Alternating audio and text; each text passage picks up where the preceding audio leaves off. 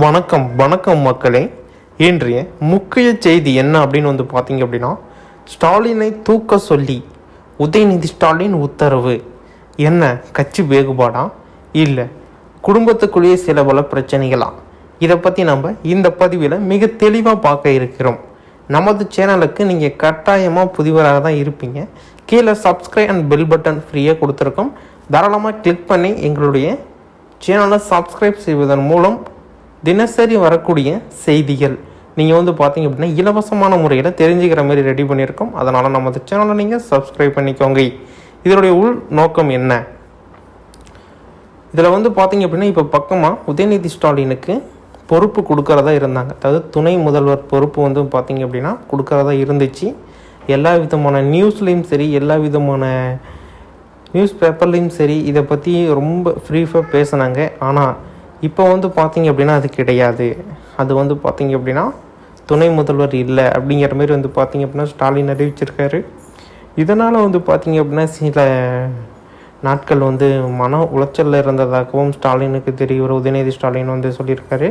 அதனால் பார்த்தீங்க அப்படின்னா ஸ்டாலினை தூக்க சொல்லி உதயநிதி ஸ்டாலின் உத்தரவு அப்படிங்கிற பாகுபாடு போயிட்டு இருக்குது. அதாவது பார்த்தீங்க அப்படின்னா ரொம்ப நீயா நானா அப்படிங்கிற மாரி போயிட்டு இருக்கு. இது எங்கே போய் முடிய போகுது அப்படிங்கிறதும் பார்த்தீங்க அப்படின்னா யாருக்குமே தெரியல.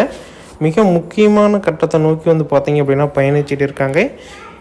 ஒரே கட்சி இருந்தாலும் இப்பயே பார்த்தீங்க அப்படின்னா பவர் இருக்கிறப்பயே நம்ம துணை முதல்வர் ஆயிடலாம் அப்படிங்கிற மாரி சொல்லிட்டு இருந்த சூழ்நிலையில் இப்போ பார்த்தீங்க அப்படின்னா துணை முதல்வர் கிடையாது அப்படிங்கிற மாரி பார்த்தீங்க அப்படின்னா ஸ்டாலின் அறிவிச்சிருக்காரு.